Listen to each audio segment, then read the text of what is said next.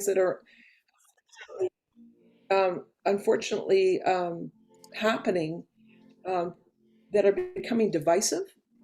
And so, if we can talk about ways to build cooperation and community in a way that is inclusive, it may take some of the divisive nature and issues away, or at least educate people in a way that they can respect one another as they share ideas. So I think it's just a very relevant topic. Thank you, Sherry. Thank you for your insights. Thank you. So I can go next. My name's Connie Waterman, and I'm living in Comox. So I'm way over across the water. And what makes me smile? Let me go get this. They're starting to fade now, but my sister brought me roses, so that makes me smile. With flowers, lots of things make me smile, but today that's what it is. And I'm not too sure how to answer the noble part. What makes me feel noble?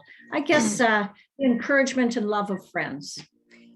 And why I'm here is, I really like to engage in conversation about this idea of community building, what it is, so I can better articulate it, get a better sense of what it is and create that vision that we're all working towards. So just being part of conversations like this is really important, I think. So I'm glad to be here. Thank you, Farrah, for making it happen. Thank you, Connie. I see your sense of beauty with those flowers. Thank you for sharing it with us. Hello there, my name's Maxwell Crawford from Windsor, Ontario, Canada. What makes me smile? Well, it's really good to be here and hear positive things. And also I enjoy listening to the Beatles. I've been listening to them every day in the past week. So that's made my days better. Thank you. I found out about this workshop from Randine, and she's they do a Baha'i devotion, and I've been getting involved in that just recently. So thank you, and thanks for sharing your information. Thank you, Maxwell, for You're welcome. For your curiosity. Thank you. Thank you. I'm Jonquil, and I live in North Surrey on the unceded traditional territories of the Coast Salish people. So always to acknowledge the first people of our land. I have been involved with Surrey Interfaith along with Connie since the beginning, and then Sherry got involved a few years our meetings. Has been a stalwart member of Interfaith. I think just being able to gather, and even though not necessarily in person, but to be able to gather and see friends or people who are interested in the kinds of things that I'm interested in, looking at how we can partner and create the community full of people who care about neighbors. It's really important. And I just wanted to say, Connie, you stole mine because I was thinking about how much I love roses and the smells, because when we were kids, my dad was this amazing gardener, and he would have 40 or 50 different rose bushes every year, and they all colors and different smells, and so that just made me smile. Thank you, Jonquil. And I see your respect. I want to acknowledge you for remembering to do the land acknowledgement. In what it was in my mind, but I totally forgot. So I really appreciate you doing that. Hi, all. Can you hear me? Yes. Hello? Yeah. Okay.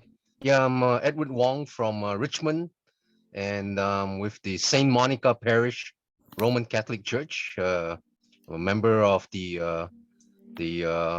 Community Ecumenical and Interfaith Outreach Ministry of the church, and also the member of the Highway to Heaven Association.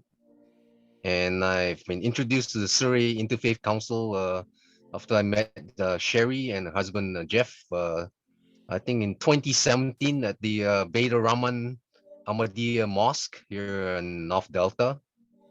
And what makes me smile was, I guess 2 days ago, we had nice, cool, sunny days. and also any interfaith events that make me kind of smile. And I guess any one of you heard of the Highway to Heaven in Richmond, which boasts quite a number of different mosques and Sikh temple and churches and also the Richmond Baha'i Faith Assembly is a very devoted member of the Highway to Heaven Association, and I'm pleased to meet you all. Yeah. Thank you, Edward. Thank you for introducing us to Highway to Heaven. I have never heard of it association. Really appreciate your share. Hi, I'm Dolores, and what makes me, and I live in sunny White Rock, I have to say. What makes me smile is working with children. I go to work every day, and that's sort of my happy place, or is my happy place, working with children. They always make me smile. Always something unexpected, and just lovely working with them. And I'm here tonight to listen and to learn as well.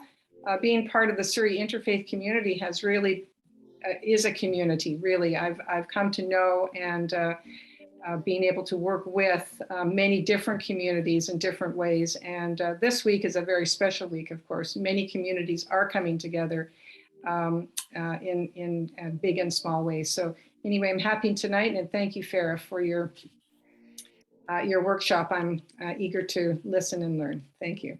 Thank you, dear Dolores, and I see your joy when you were talking about children, and continue doing that. Thank you. Anybody else cares to introduce themselves? Dear Joni. So my name's Joni Beaubien. I'm originally from Victoria, BC, and I now live in Montreal. So, and was raised Catholic, although we raised our family, my husband's Orthodox, so we raised our children through the Orthodox faith. And one of the things that really excites me about this group is also something that brings me joy. It's just connecting with people who are open to, with curiosity, to see how we can move forward, especially during these challenging times, and create community. And I know that Farrah and I have met each other a few years ago online through a community, and how I've been telling people I've traveled all over the world in the last year doing our workshops with people from Japan to Indonesia, Australia, and it's given me a deeper appreciation for how we can be creative in these times. And like Harold said, there's a number of organizations out there that are really trying to pull together to create a more harmonious, spiritually harmonious community. And through interfaith, I see that that's the tool that we can use to bridge all of this. So I'm very grateful to be here. Thank you, Farrah, for hosting this and organizing it. And it's wonderful to meet all of you. Thank you, dear Joni, and thank you for your friendship always. Thank you. And being here, being 10 o'clock there in Montreal.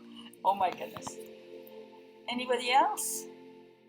Sure, I'll go next. My name is Faize from White Rock as well. I'm happy to be here because what makes me smile, it all goes together. You know, we all live in a safe community that is inclusive, and like others said, we also feel connected. I'm also, I work with little children, so I see how important community building is. So I'm happy to be here and be part of this group and see what are the things that me as an individual can do to build a safe, inclusive, and a happy community.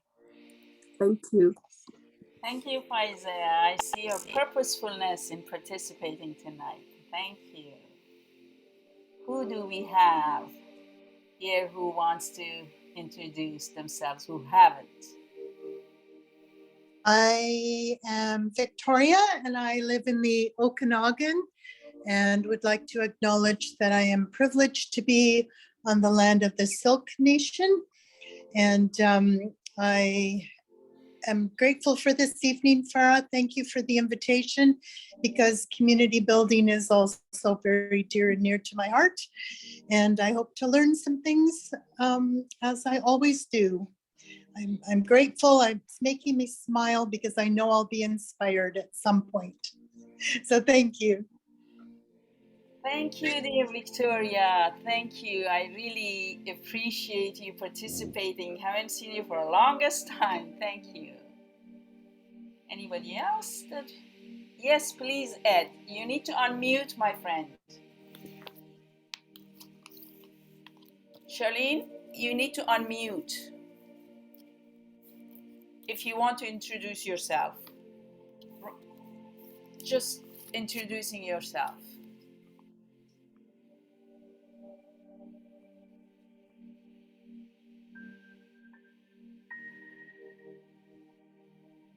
Let's see if I can unmute them. Participant.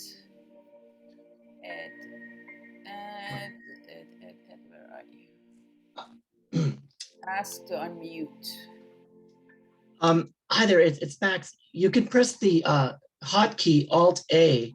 That should help you unmute if you have any problems. I did. Oh no, I was meaning the person that's not mute, that's muted needs to press it at their end. Yes. Okay, there you are. Awesome, Ed. I am from White Rock as well, and so is my dear wife. She's Chinese, as you can tell by looking at her. And she came prepared to start with a prayer. Would you like to have her say a prayer? Ed, I will ask her later on, okay? After we finish, I will call on her, okay? Okay. Not right now, because we have to introduce it. I will ask Charlene later on. Thank you. Anybody else? Anybody else who hasn't? Charlene, would you like to introduce yourself? Prayers have to stay for, I will mention when. Yeah, Africa. I just, he scared me. Yes.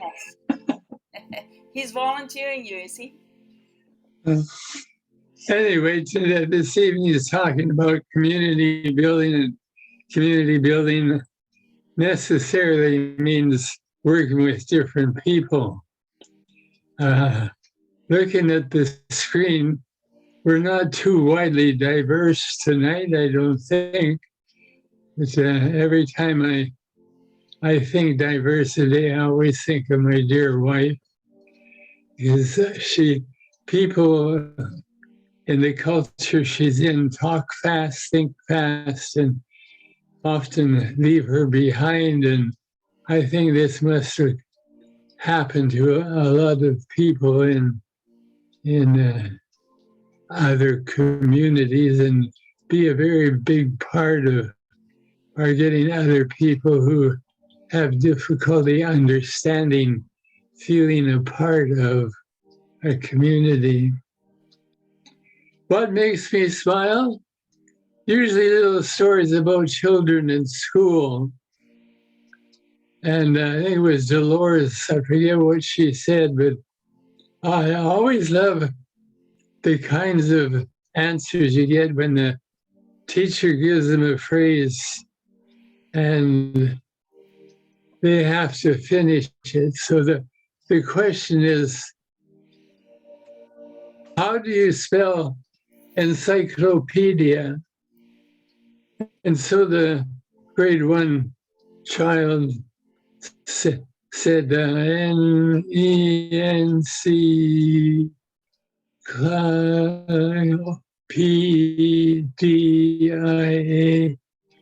And the teacher said, well, that's not quite correct. And then he said, but you asked me how I spell it. Thank you, Ed. So we will have some time to consult about more of how to help us understand community building. I appreciate that. Has everybody introduced themselves, friends? That would like to introduce themselves? Okay, we are going to, some people I guess prefer not to, but that's fine. Let's see what we can do here. And just hang on.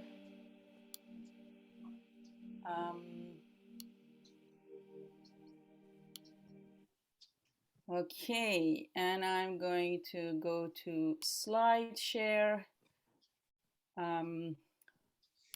Move this up. It's loading. Okay, there we go. Friends, we have a beautiful song here called Waves of One Sea.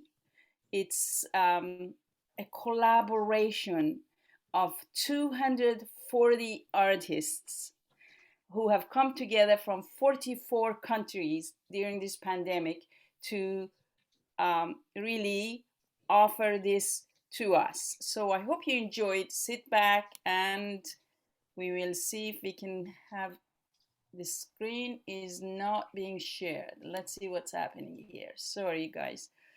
I don't know what's happening.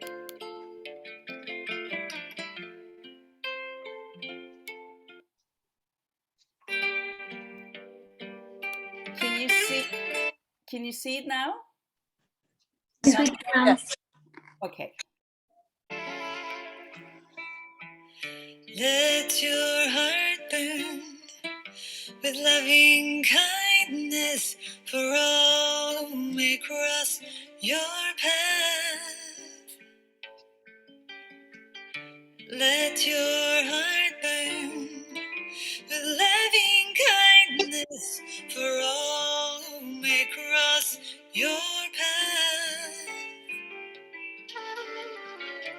Acha moyo wako uwake kwa wema, kwa wale wote wanaweza kupita njia yako. Acha moyo wako uwake kwa wema, kwa wale wote wanaweza kupita njia yako. Here are the ways of one sea. Here are the leaves of one tree. Here are the waves of one sea. Here are the leaves of one tree. Dejad que vuestro corazón se encienda con amorosa bondad, con amorosa bondad hacia todos los que se crucen en vuestro camino. 要让你的心为所有你遇到的人燃烧出炽热的爱火，要让你的心为所有你遇到的人燃烧出炽热的爱火。Here are the waves of one sea. Here are the leaves of one tree. Here are the waves of one sea. Here are the leaves of one tree.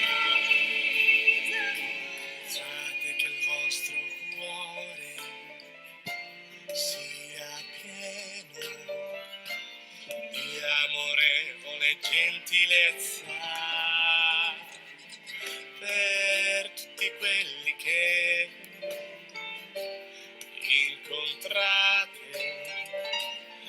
incontrate sul vostro cammino.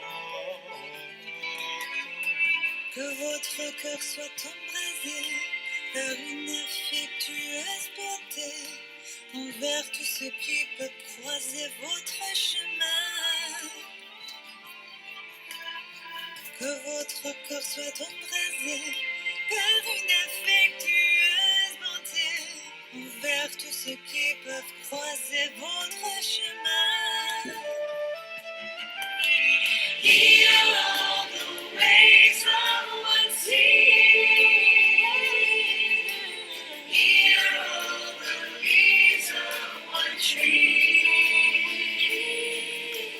Heal all the ways of one sea. Heal all the leaves of one tree. Leaves of one tree.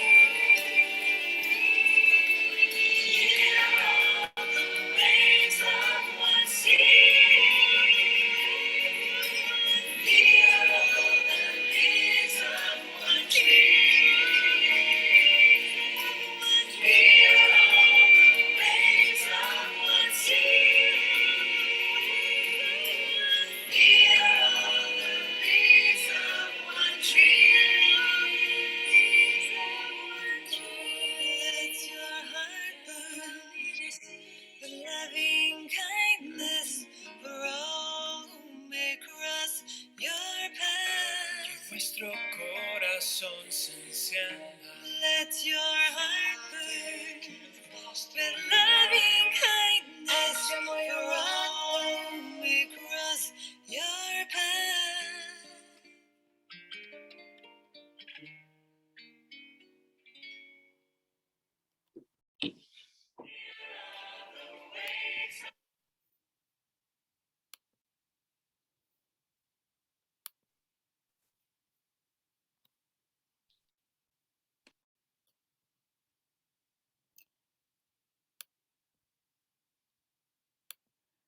Okay, I hope this honored your spirit.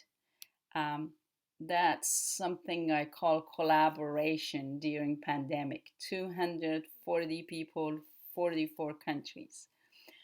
So friends, with that, we will go to the art of boundaries. You probably all know this, but in this space, we want to have people asserting themselves by asking what they need with positive request, respect really others, treating others with dignity, be deeply present to listen without advising, interrupting, criticizing, judging, or teasing. And also trust, be worthy of trust that our diversity of perspectives will allow us to accomplish things that we have not yet imagined. So with that, we are getting close to our shares. Hang in there. So there's about 4.5 minutes a video. This is one of the best videos I have ever seen about community building. So here we go again, one more video, and it's not being cooperative again. Okay. We live in an interconnected world. Okay, you can't see it, I know that. Okay, I'm going to fix that quickly. Okay, so share again, and let's see what happens this time. That should work. More than ever before, we are aware of the beauty and diversity of the world, as well as the many issues that affect us all. With a click of a button, we have access to thousands of stories every day. We feel concern for the well-being of communities all over the world and become outraged at the injustice and oppression of people we have never met before. We feel awe and wonder at the natural beauty and cultural accomplishments of places we have never been to. So, why do we feel so disconnected? With so much apparent connection, why are so many people lonely? Isolation and loneliness have become an increasingly prevalent concern in our society, and research has shown that it can seriously impact life expectancy. We all identify with different cultures, classes, generations, social, religious, or political groups.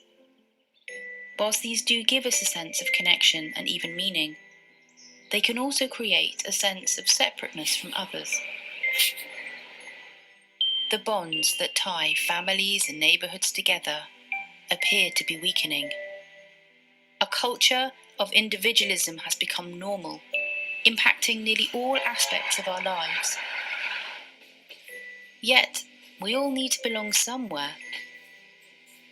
Often, we try to satisfy this need for connection in ways that actually divide us further. In our yearning to belong, we sometimes find ourselves joining ideological tribes, which can isolate us further from others whose views or identities are different from our own. This can make us feel intolerant of difference, and as a result, we retreat into groups with others who are more like ourselves. Perhaps we feel more secure this way, or perhaps we grow in confidence when our own opinions are confirmed by those around us. Whatever the reason, distinct groups emerge, often defined by their opposition to those they consider the other. But maybe we should ask ourselves, are there other ways of belonging and finding connection? What would our world look like if we truly connected to those around us, regardless and even because of our differences?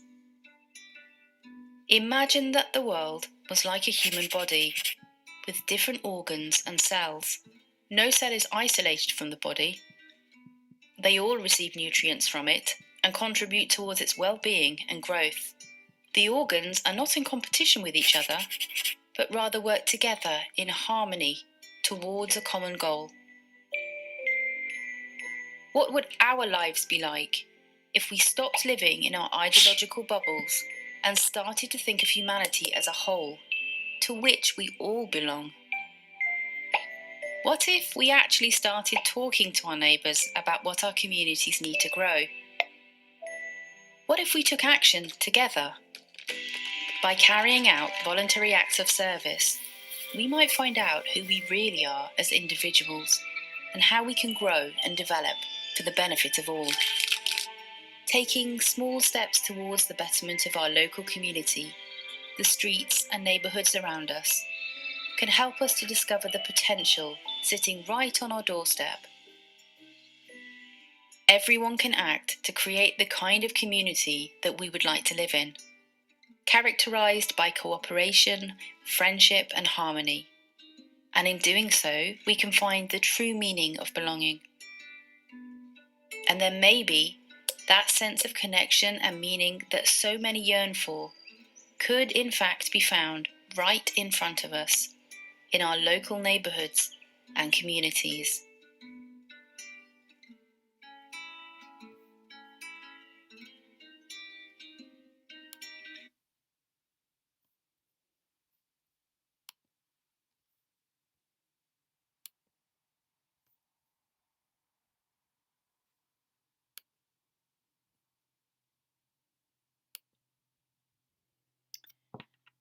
Okay, that was like few minutes, 4 minutes, summed up community building beautifully. Friends, I have come up with few questions. We don't have to respond to these questions, but some of them from the videos, some of them from the things that I came across. If one person can read these questions, just food for thought so we can explore. Anyone volunteer to read that? Read the questions? What does community mean to you? What are some examples of how you build community? What does community building look like through the lens of cooperation in our families, in our workplaces, and in our neighborhoods? What qualities do we need in everyday life to connect and grow to a more caring, compassionate, and just society? How can we live in harmony with nature? Thank you, Harold. I can't see you, but I think I know your voice. Thank you very much for your service of reading. And friends, we talked about cooperation. We need also, this is the last card here. This is from the Virtues Project. There's about 100 definitions of different inner qualities that we have. This is one of them. So any volunteer to read this card for us? And as we read this card, think of how this speaks to you when it comes to community building. One more volunteer, please. I can do it. Please do. So cooperation is working together for the good of all. It is the willingness to stand side by side and use the different gifts each of us has to offer. We seek common goals in service of a unified vision. We blend our abilities to create something none of us could achieve alone. Conflict and contention drain us. Cooperation can fuel our dreams. With cooperation, we help each other. We help one another to share the load. We willingly do tasks that others ask of us. We look for ways to be helpful and ask for help when we need it. We do not isolate or harbor our loneliness. Together, we accomplish great things.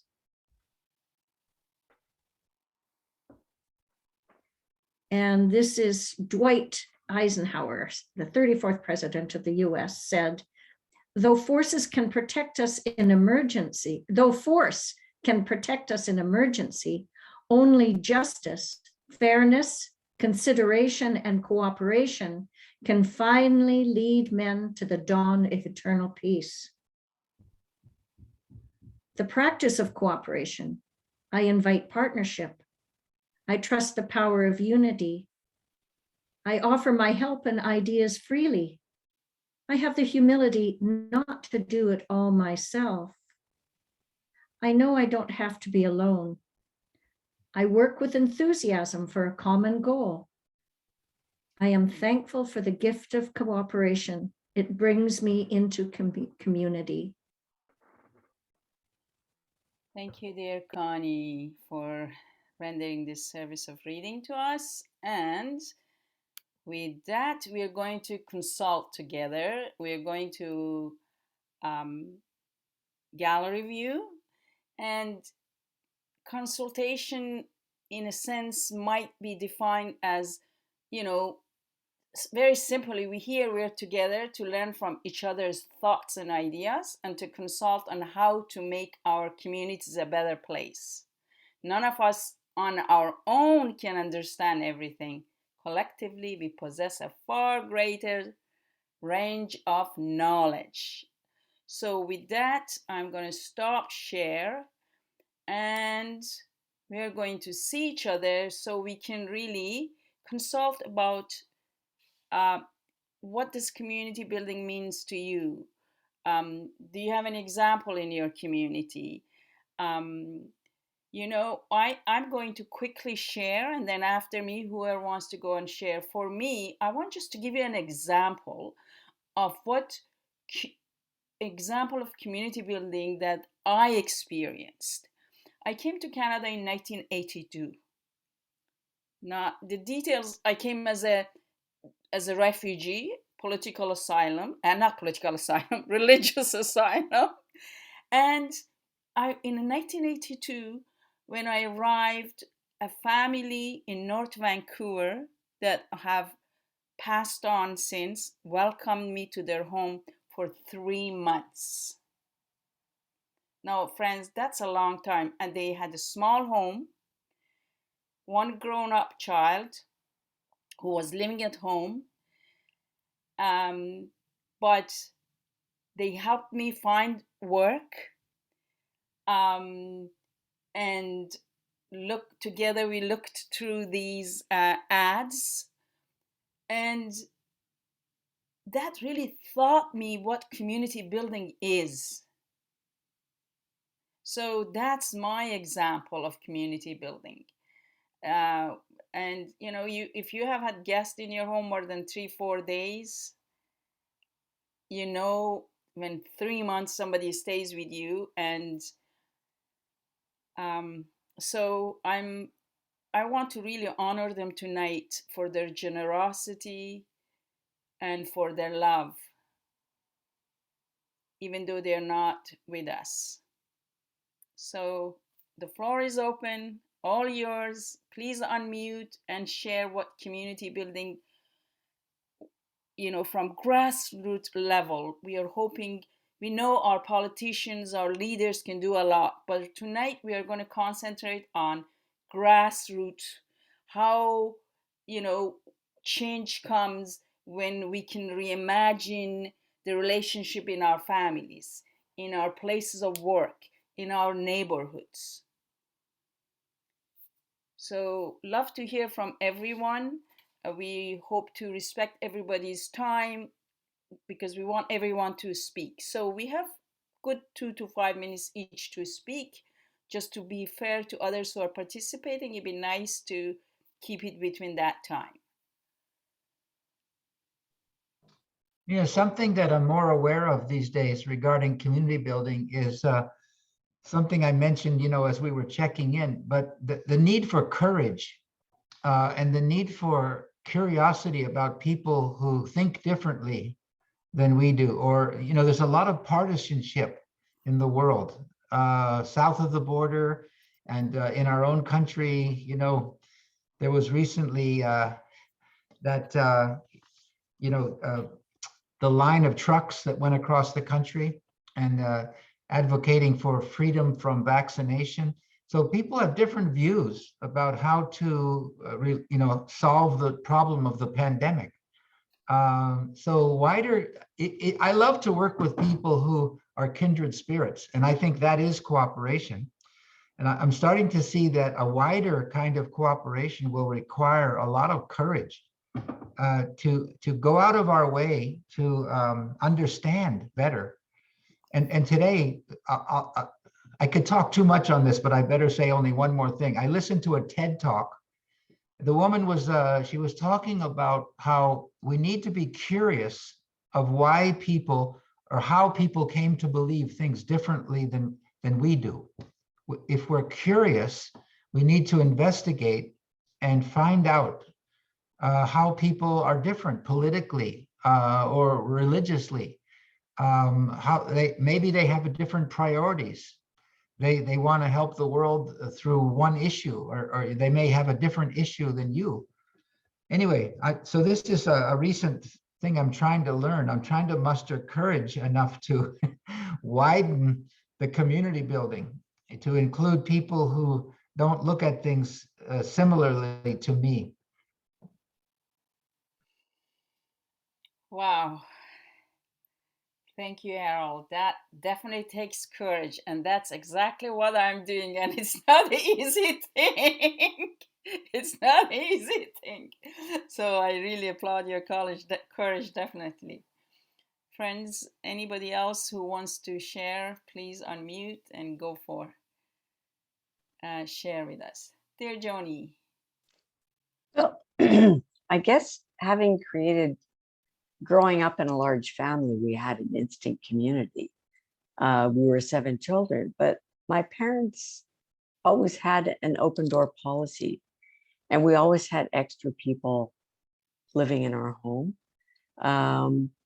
So that was a sort of a solid foundation, and the religious community that I grew up with really looked out and cared for each other.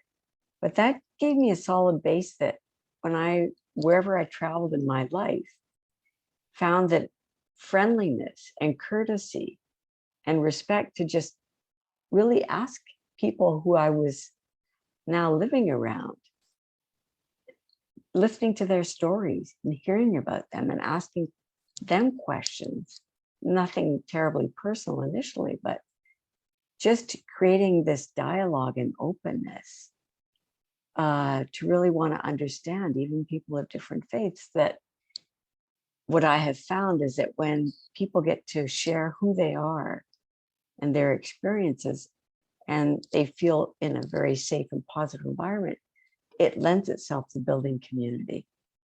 And since the pandemic, I have to say that our neighborhood, we've lived here for 25 years, And the people on our street are incredible. We have a strong community. We look out for each other. We look after each other's homes when people are away. And since that, though, like the 4, 5, 6, 7 streets around us, people have been walking, because in Montreal, we've had a lot of shutdowns. And we're finding the friendliness of just talking with each other and asking each other, so how are you doing? And hearing stories about them and their lives and their family members that they can't be in contact with because they live in LA and they're here, has created a stronger sense of community for us. And people will stop, like with children and dogs, and it's just really bridged that sense of we're all in this together, and taking time to be extra friendly and extra curious has opened each other's hearts tremendously. So I just wanted to share that that's kind of, I see that the community is growing in a different way now with this pandemic. So thanks for listening. Thank you, But, Dave. I wanted to say that the other part of community is looking outward to the outward community and finding out who actually is in your community. For instance, through the Interfaith Council, Surrey Interfaith Council, we have things called roundtables that have speakers and conversations and discussions around homelessness, mental illness, opioid addictions, and they're people who are next door and around us. And it's really opened my world to who my neighbors actually are. It's really informed me. I think for a long time, even though I was away when I came back, I probably was in a bit of a bubble. And like in that video, probably associated with a lot of people I kind of felt comfortable with and knew. And as you said, Harold, it takes courage. I mean, I'm not patting myself on the back for knowing anything, but that to understand that the community is wider and there are great needs out there. And I think that's part of what the community is and what it is and how I need to be a part of it. And just to follow up on what Dolores said, I was thinking about, for me, community building is always about inclusion. And some of you know that I work and serve folks who are unhoused and or vulnerably housed. And if you remember back in 2010, when the Olympics were here in the Lower Mainland, Holland Park was our Surrey base for many different activities. And because where I worked was just a couple of blocks away, there was lots of things happening, but the folks that I was involved with weren't included. And so we went to the city and we said, hey, we've got all these, people who are involved in recycling, which back then, our guys did the all kinds of recycling of lots of different things. So could we come on site and be the recycling team? Because it just made sense. And then whatever is recycled, they could take and, sell at the bottle depots or whatever and earn a couple of dollars. So the city said, yeah, you can do that. So we were all given accreditation and to do anything in the background of the event. There was all kinds of security, lots of security, and you had to have certain badges on and what have you. So the first day of the event, I was there for about 12 hours. And then about 8 o'clock at night, my son came to relieve me so I could come home. And I'm on my way home, which was about 15 minutes away from the park. Then I get this frantic phone call from my son saying, Mom, we've been kicked out. And I said, you've only been there 15 minutes. What the heck did you do? And he said, no, the RCMP came and said we couldn't be here, that we were a security risk. And it's like, what the heck? Like, this had been cleared by the city and everybody knew we were going to be there on site. So I made a couple of phone calls and I said, somebody better change that decision, because we're members of this community and these guys have been looking forward to participating and to making their contribution. And tomorrow morning, there will be an awful lot of headlines in the papers and on radio and TV if that decision isn't changed. So needless to say, whoever talked that night and I got a phone call about 10 o'clock saying, hey, Jonquil, it was just a misunderstanding. And so tomorrow morning you can all come back. So what was really interesting was within a day, because these guys were so brilliant at what they were doing, and they did such a good job of keeping things clean and tidy and emptying garbages and all the rest of it. All of a sudden they were being admitted to all the back areas that you had to have a badge without badges. And I said to one of the guys, what the heck's going on? And it's like the security guys went from saying you can't be here, you're a security risk, to allowing our guys to come and go at will with no security passes or whatever. So I just always think about that, and how, you know, it's like Dolores said, like you have to be involved with people, you have to include people, and we have to have respect for each other, regardless of what our circumstances in life are.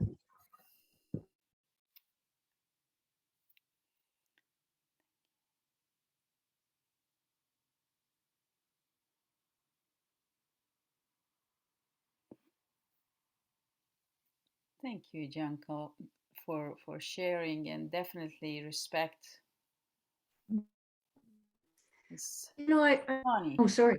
Yes, Yeah. please. I was waiting for somebody to just go. Yeah, you know, I was just thinking about how this pandemic has really, you know, pandemics isolate, you know, and it's really, as you were saying, or the film said, you know, we get drawn into, you know, isolation even more, and you know, it takes that effort to, you know, to overcome, sort of step out of it and create spaces where we can still come together and be creative about those spaces, because they're not the same spaces as we might have been used to.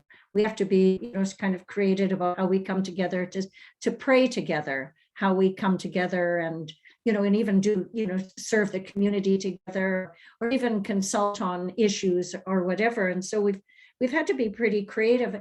And I was looking at an article where that was written or submitted to the University of Maryland, I think it was, and talking about how they becoming aware of that there aren't urban spaces where people can just gather and talk.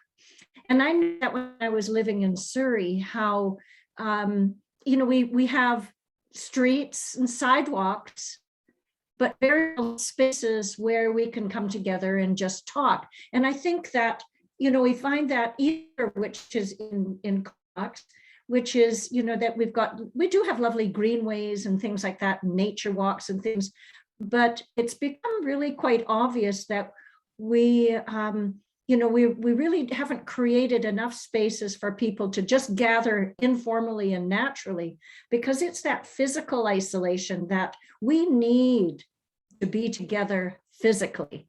And the pandemic, when we were allowed to be outside and together, we had no spaces for that.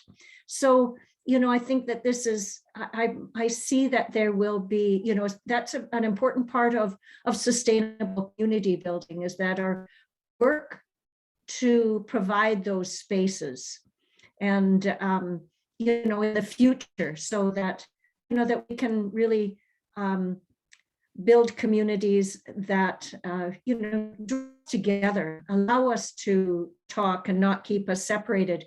And I hope that the architecture changes too, so we don't build houses where you drive your car into your garage and then go into your house and you never see your neighbors.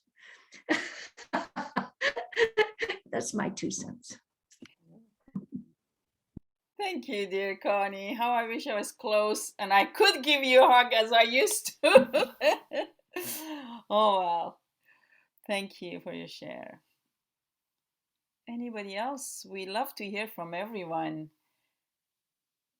Examples, how does it look like to you? How can we build more? We should hear from Sherry before she has to take a nap. I was going to. I'm Sherry. Oh, sorry.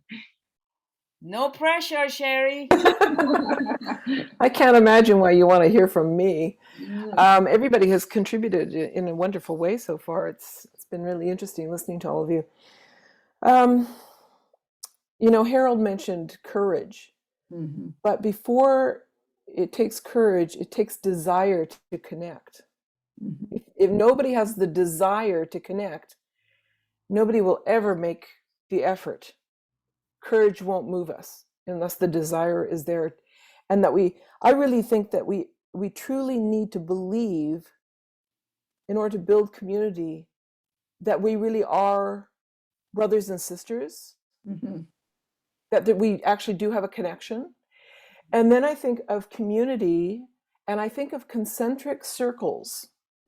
We have our immediate family, then we have extended family, we have immediate neighbors, we have our faith communities, and then we have the larger community, and so on. And that's where it takes courage, is to step out of where our comfort zone is, to get into the larger circle. Yeah. Right? And I think what will help people come together to build community is if they really identify what really makes them happy. Because many people don't know. And for those of us who are involved, like interfaith community, the common thread that I heard about what makes us happy is people, connecting with other people. So until people actually examine their lives and can identify what will bring them happiness, they will never have the courage to step out and into those larger circles to build the community. And for those of us that have worked in the interfaith community for some years, I think what's become plain to most of us is that we have more in common than we have different. The longer I work, the more I find I have in common with people. So those are just some of my thoughts. I actually made some notes here. I think that service, if we learn to serve one another, it has a profound effect at connecting with people. Just like Farrah said, that this family invited her into their home for 3 months, and you have this instant love and respect for them because they served you. We have a scripture in the church that says, when you are in the service of your fellow beings, you are only in the service of your God. There's my thoughts. Thank you, Sherry. Thank you. And Sherry, thank you for really mentioning that we are all members of one human family. That realization of oneness of humanity, and that desire perhaps is also probably speaks to our nobility as human beings. I mean, if we feel that we are noble and others are noble, service is probably not that difficult. We believe in nobility of human being. So thank you for sharing all those points. I wonder if you can hear from, not to put, I don't want to mention name, but Dawn, would you care to share? Well, I would agree very much. I think services is one of the biggest things. Like, very often you're in isolation and you don't know how to connect with people. Like, that there are needs out there. There are people that need help. There's people that like to get together with, but you kind of get closed into yourself somehow. And I think if you can do some kind of service for whatever it might be, it could be something. It could be, say, hospice society. It could be working with the food bank. It could be any number of things. And but by doing that type of service, it puts you in touch with other people and people of need. And by the same token, your own cup is filled. That you have a feeling that you're doing something worthwhile. So in a way, it's perhaps selfish, but on the other hand, I think probably the best way to connect with people.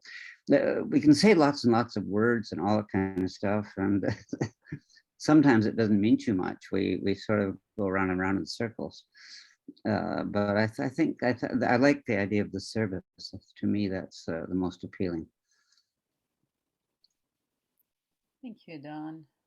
Thank you for bringing to our attention that really service is really deeds, not words. Let deeds, not words, be your adorning. Thank you. Max, are you there? Would you like to? Max is from Ontario. Love to hear from you if you feel like sharing. Love to hear what you have to share with us. Okay. I guess what I'm going to say is I like the idea of working, working together and helping people out. I'm all for, treating everybody the same. Like, that's all I can say. I don't have a job or anything, but I do live on my own and I do what I can. And I like the idea of, the good in every religion. I like the idea of everybody getting along. So I don't know what I can say, what more I can say. It's good hearing everyone's stories. Good to hear everyone's experiences. Appreciate, Max. Thank you for. You're welcome. Thank you. Thank you. Yeah, thank you. Maybe Edward wants to share something. Yeah. Edward. Well, for the last 2 years since March, the first lockdown, this COVID pandemic has caused havoc to any human interaction. Like in our case, in the Highway to Heaven Association, our last Canada Day Stephen Parade was in July 1st, 2019. None in 2020, none in 2021, and most likely none in 2022 even. So the last public event that we did was the Richmond World Festival in August, end of August of 2019. Is that incredible? And of course, Sherry was helpful in helping us out too. I guess the Richmond Latter-day Saints also participated. And Richmond Baha'i Faith Assembly, the most enthusiastic bunch, when it comes to the interfaith events and dialogue and participation. So our Highway to Heaven Association's been in existence and in participation of the annual Canada Day Parade since July 1st, 2014. And I guess the COVID-19 pandemic has been pretty disruptive,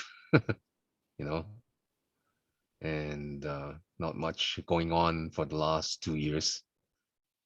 And then we just held our first public event in our St. Monica Parish Roman Catholic Church. We had the Christian Unity Week. The third week of January is the ecumenical and week of unity for prayer for Christian unity.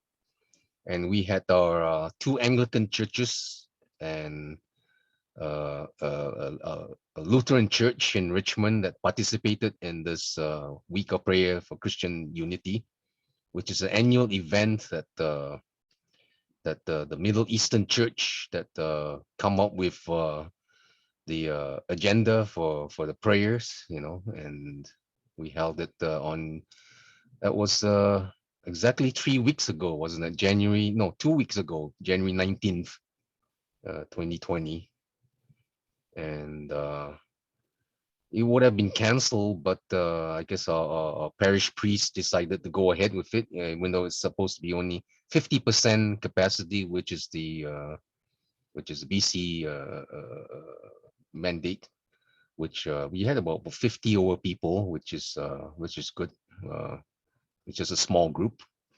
So I guess the Christian unity and ecumenical work with the Anglican Church and the Lutheran Church, and to a certain extent the United Church too, but I guess they did not participate this time around. And in the case of the Catholic Church and the Lutheran Church, they had a dialogue that went back to 1967 to finally they got together in October of 2017 after a 50-year-long dialogue.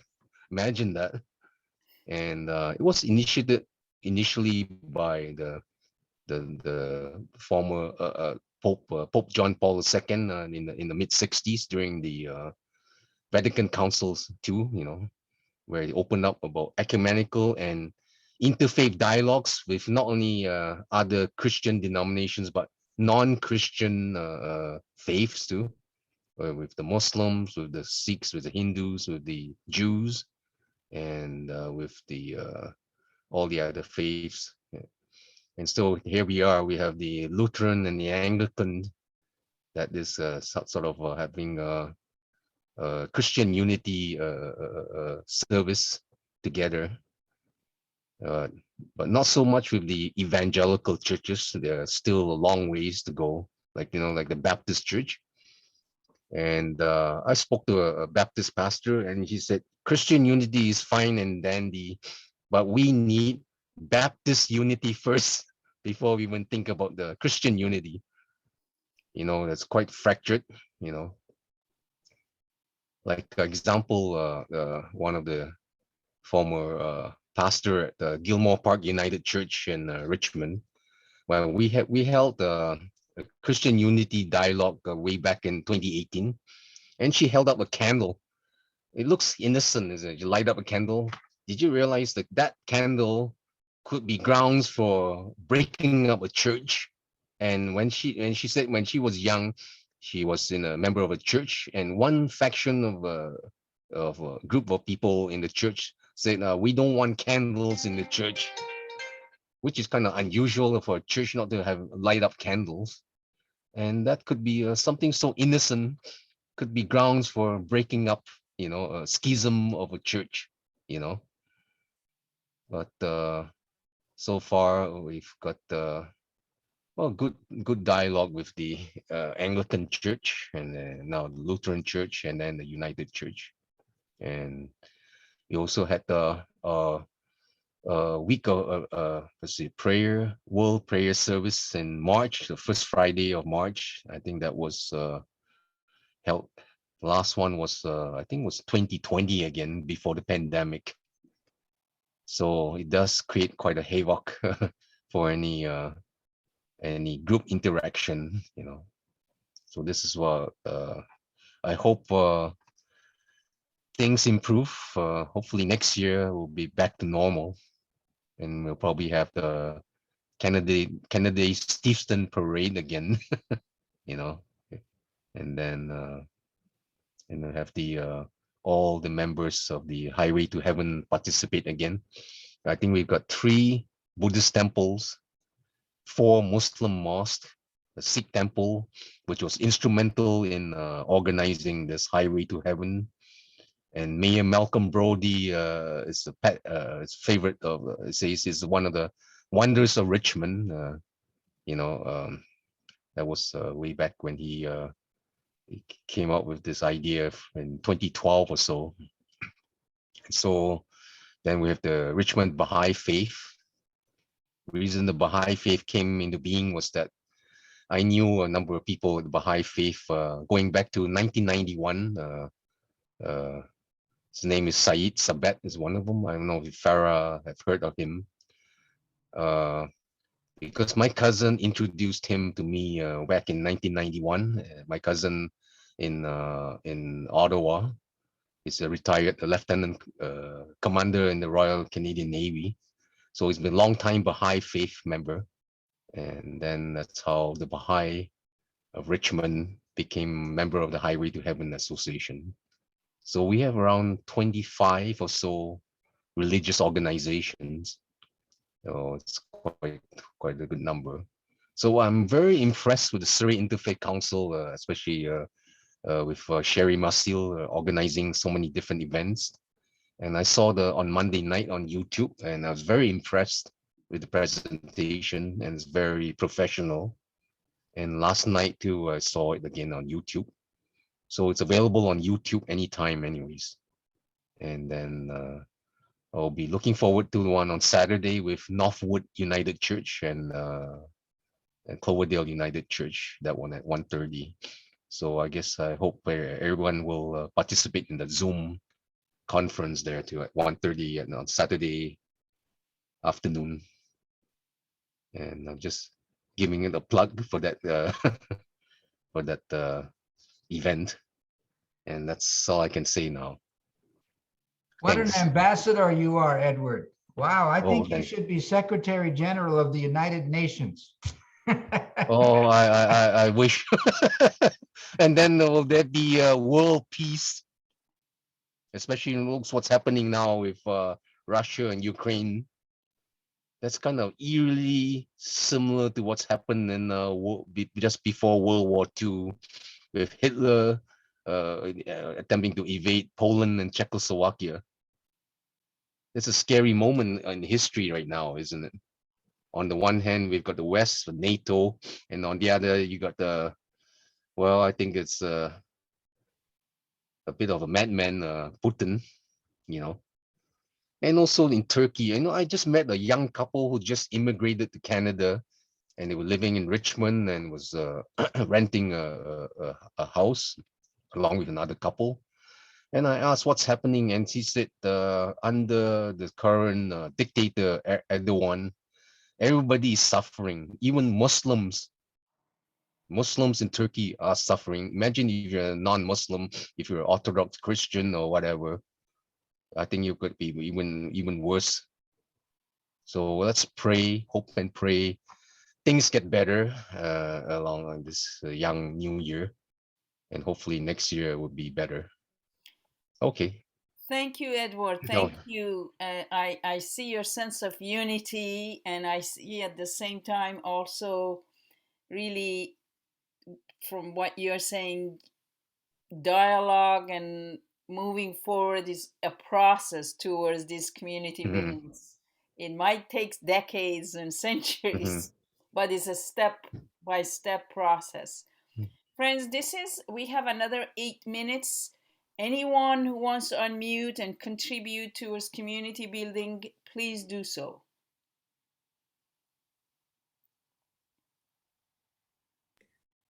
I know I've already spoke, so if anybody wants to speak before me, I just wanted to just say how important what we're doing today, even though it's just a small group of us talking about community building. But that I think that Edward made it, really clear that we do not have a world community. We're scrapping and fighting and carrying on like children, and we just really haven't figured out how to be a united, safe, secure world where everybody is able to thrive, participate, and be the best they can be. And so all of these little efforts that we make to learn how to, and Sherry used that word, widen our circle, the concentric circles, to widen our circle of friends, include more diverse people in our friendships. All of the efforts that we make to, shake up our thinking and reimagine what community looks like, comfort zone, and whatever we learn contributes to the creation of a peaceful world. And so, thank you. I just wanted to say thank you, Farrah, for making the space so we can really think about this. And we got to do it more often. We need to, delve into this and work together, and not only talk about it, go out and do. So yes. Yeah, I just and thanks for widening this to mind. Connie, on what you just said, I looked up passage from the Promise of World Peace statement that was put out by the Universal House of Justice, the head of the Baha'i faith internationally, and I want to conclude our meeting with that. And perhaps is Charlene still available, Ed? We love to have a Chinese prayer if she's still available. So I'm going to see if I can find that passage that I have. Let's see. And that, because it ties up really nicely with what Connie said. Can everybody see that? Yes? Yes. Connie, do you mind reading this for us, please? The source of the optimism we feel is a vision transcending the cessation of war and the creation of agencies of international cooperation. Permanent peace among nations is an essential stage, but not, Baha'i asserts, the ultimate goal of the social development of humanity. Beyond the initial armistice forced upon the world by the fear of nuclear holocaust, beyond the political peace reluctantly entered into by suspicious rival nations, beyond pragmatic arrangements for security and coexistence, beyond even the many experiments and cooperation which these steps will make possible, lies the crowning goal: the unification of all the peoples of the world in one universal family. In one universal family. Mm-hmm. And really, that's what Sherry was telling us. We are all, in a sense, recognizing each one of us are, member of the family. And that's what really grassroots means: neighbor to neighbor, family, building that community in classrooms, wherever we could, spaces we show up.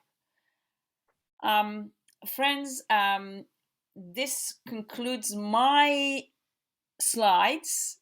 I would love to, there's one more, just I don't hear from Ed or Charlene, but so I'm going to ask everyone just to say one or two sentences. What is their takeaway from this meeting tonight?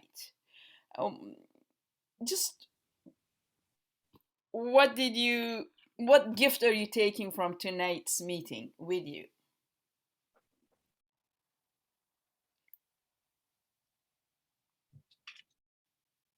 I would say hope, because I've met some new and wise friends who are community builders.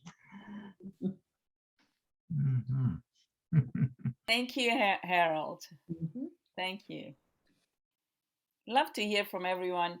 And I haven't called upon people who are they're not on camera. I'm assuming you do not want to say things, so it's not disrespect to you, it's just respecting your privacy at the moment. So those of you who want to just say what is your takeaway in a sentence or two, love to hear from you. Hey, it's Maxwell here, and I enjoyed hearing all about the different, everyone coming together. That was the part I liked. I liked hearing about the different,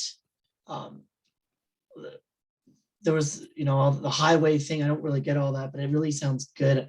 The Christian unity thing, I like that. So thanks for letting me hear a bunch of you folks working together. It's good to hear it. Good to see it in different religions. It ought to be that way. And I'm glad. There you go. Thank you. I think my takeaway, I always look forward to this week of the year when we do some things that are the same as in the past, like the pilgrimage and the sacred spaces, but that we do something, we have opportunities to do new events and to meet people and just, I just think that we shouldn't just do this once a year, that we should find ways to do this on a more regular basis and maybe have different topics of conversation. But I really appreciate all of the conversations tonight. It makes me feel like I'm not sleeping tonight because I'm so excited by everything people say. Thank you, guys. Thank you. I'll just add a comment. I think my takeaway is the importance of each of us, the role that we play in the community and as community builders, because it's very clear that we have a desire for that because we are here. So we sort of have an obligation placed on our shoulders to help other people expand their world and include them. It's like the next time we do this, bring a friend, you know, and if everybody brings a friend and the next time everybody else brings a friend, we will expand. I also think it's important for us to share our positive experiences at our efforts in the interfaith community and reaching out and serving the community and all those things, because sometimes we do it and then we don't talk about it. And we have a great ability to influence others around us if we'll just make the effort. And so my takeaway is, you know, each of us should be continuing to plug away at that. Like, don't ever lose hope, as Harold said, hope is the biggest thing, because our efforts are making a difference. You know, like Edward said, I, you know, got him involved, and I've had a few people say, "Oh, Sherry, it's, you know, you've invited us," and I just think we all just need to be actively making an effort to reach out and expand the circle, so that people know that there is space for them at the table, and to hear about our positive experiences, to encourage them to get involved.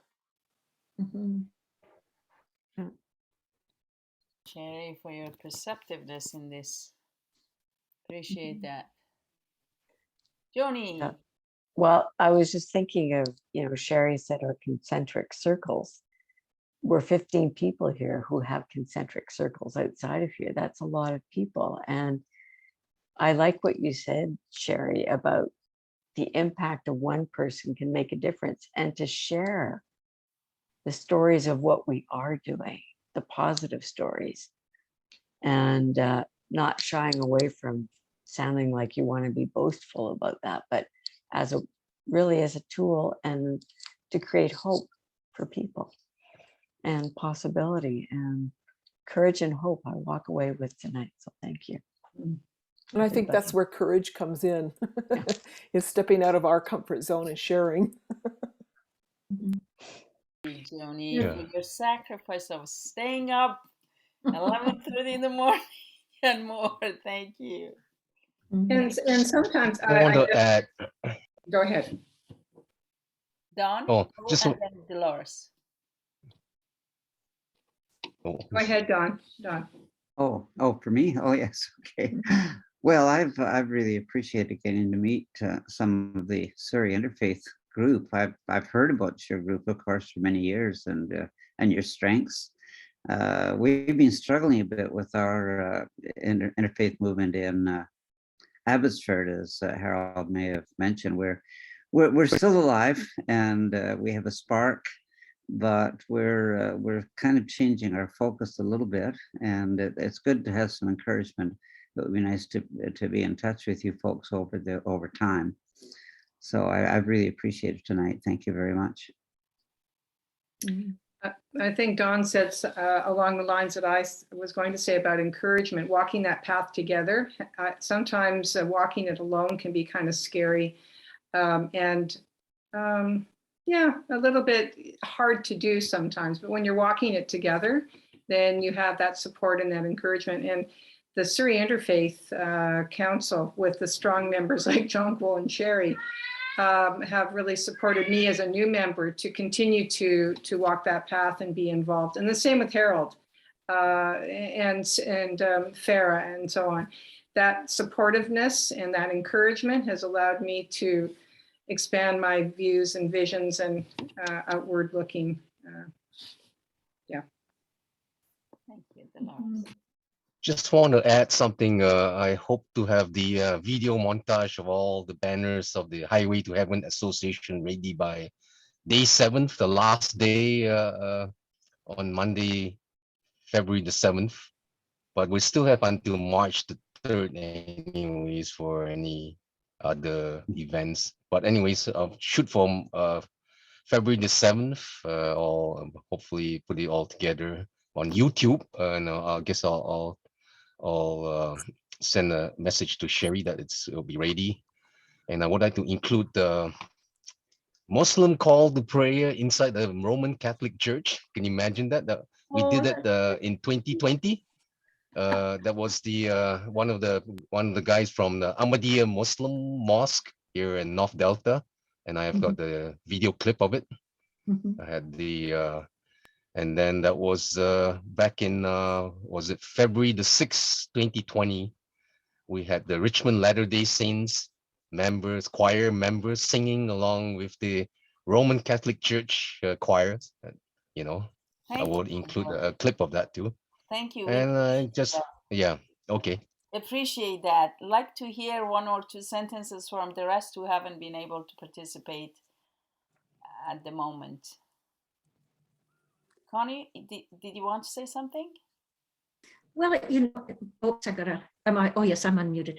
I just wanted to, reiterate that I think a take home would, just really that idea of that, expanding our circles, and then really taking a look at who's not included in our circle. Why aren't they included in their circle?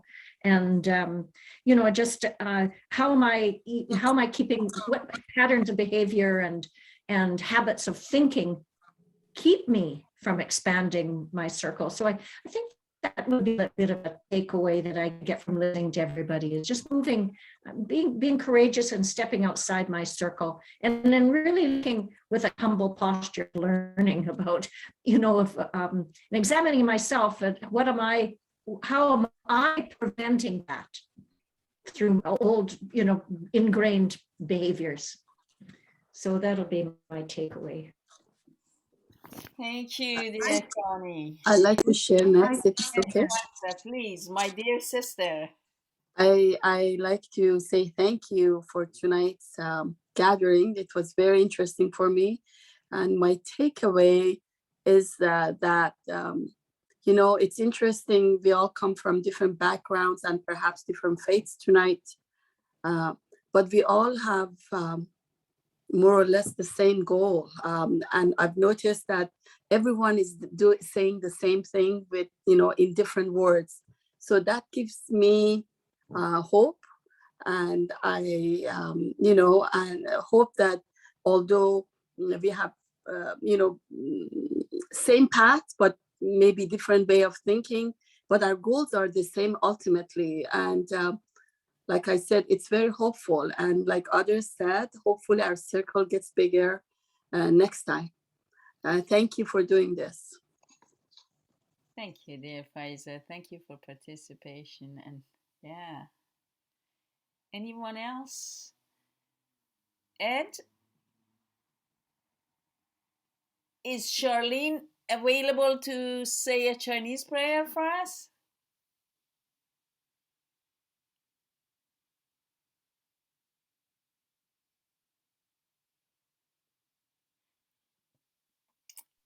Oh, Ed, you're muted, Ed. Yeah, let's see if I can. Yeah, we can't. I can't do anything. I just gonna ask him to unmute. That's all. And just, you can press Alt-A, Ed, to unmute your mic if you want. Alt-A is what you press. That's what all of us have to press at our end. Alt-A. Yeah. Well, while we are waiting for Ed, I think Ed went to get Charlene probably. I would like really to thank everyone, since our time is really up, in case people want to leave. To thank everyone for their participation, for their really willingness to share. And I'm taking with me a lot of hope. And as Faiza said, really, we are all wanting this oneness. We all want to be a member of one human family. And although it's a process of transition at the moment, which is probably full of pain, is just like birth of a new child. It could be painful, it could be chaos, it could be bloody, but the result is a beautiful, when we see a baby, when we see that new stage of maturity, we become joyful. So really, thank you, everyone. So Farrah, can I just quickly say, I've been sitting here yes, Ed, we're waiting for you to unmute, please. noticing that most of the comments are focused around the smaller social unit. And I've been sitting here wondering what your thoughts are on the mess that is in Ottawa now. And how does that manifest itself in terms of building a North American community? Because it's for sure we live in it. We're interdependent. And I've been interested to just notice that we didn't go that far. And then if you go to the North American community, then you go to the world community. And I've been interested in noticing it for the local communities. Most